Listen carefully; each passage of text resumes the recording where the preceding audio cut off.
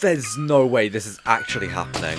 But before we start playing, let me give a brief bit of context. This is F-Zero, an SNES classic released in late 1990. It's a high-speed, single-player racing game that would eventually result in the birth of a niche Mario spin-off, but the main takeaway right now is the utilization of the Mode 7 graphics chip and just how fun the game is proving to be. The fastest and most fluid pseudo-3D racing game of its time for home systems, Electronic Gaming Monthly described it as, more than earning F-Zero a sequel or three on the N64, Game Boy Advance and GameCube, and they're all being received favourably. Nothing can go wrong. 2004 to 2023. Here we are today playing our first F-Zero game in nearly 20 years. What happened? Mario Kart, apparently. The success of Mario Kart has been blamed for F-Zero's death, but something has changed within Nintendo.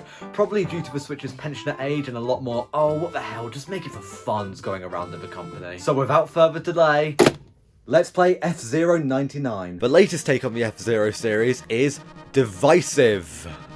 For some weird reason. I really don't see the issues here other than the amount of time between the last main entry and this. Of course, a new main entry in the franchise would have been objectively better, but this is clearly Nintendo testing for genuine interest in the series, and from some of the reactions I've seen, there clearly is. Also, I'll get into it later, but this isn't even a bad reintroduction to the F-Zero franchise. This is a good reintroduction.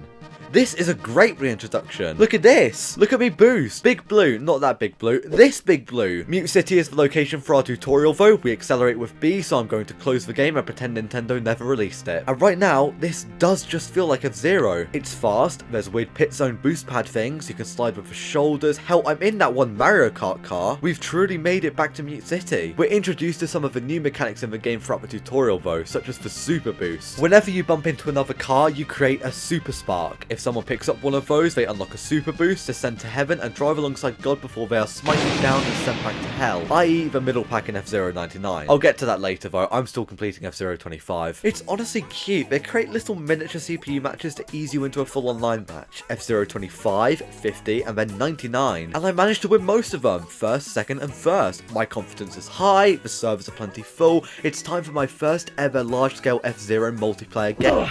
You're gonna get knocked out, knocked about, and knocked off your fucking perch in this game. Maybe it was just a me thing, but that first game was brutal. It was fun, don't get me wrong, it did a good job at hooking me, but oh my god, it was hard. Eventually, I did find my footing, pulled a top 10 finish out my ass, and immediately gloated to all my friends about it. So I consider myself qualified enough to dig into the positives and negatives of F-Zero 99. Let's start with the latter. Prepare to be written! I'm doing it! I'm doing it! Almost there and... done. Now let's see how it looks so far. Okay, let's revisit the Super Spark system here. I do have some things to say. You can either pick up scraps listed around the map from collisions way in front of you, or hit into these special golden cars for a big collection. That latter one I really like. It feels super rewarding to risk boosting through a busy section of the pack to launch yourself into a car and snag a super boost quickly. The former, off. It would make so much more sense to have your own super boost meter go up by spinning yourself into other cars, not generating the sparks for other people to snack on and use to get ahead. Having said that, I get the idea of super boost as a whole is to let people who are far behind get a much less chaotic path back to the front of the pack, so it's probably a balancing issue, but as a player, it just feels a little less rewarding that I can't benefit from the sparks I'm creating myself. And would you believe it, that is the full list of my F-Zero 99 negatives. I'm serious.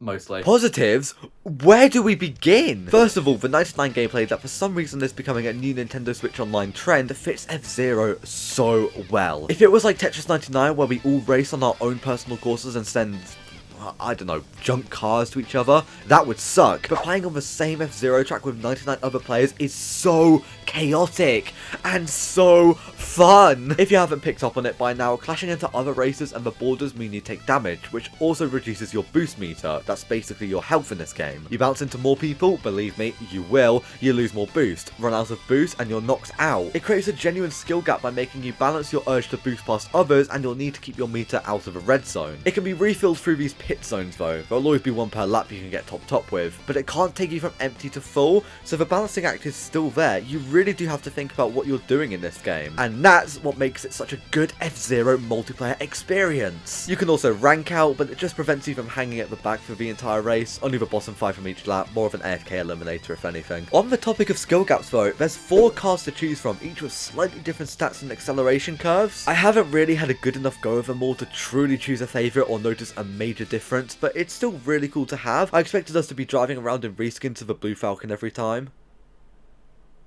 Oh. Okay, so the skill gap is there and the meta isn't just press B to win. For a game all about ridiculously high speeds, I am glad there is some sort of... Oh, do I go as far to say it?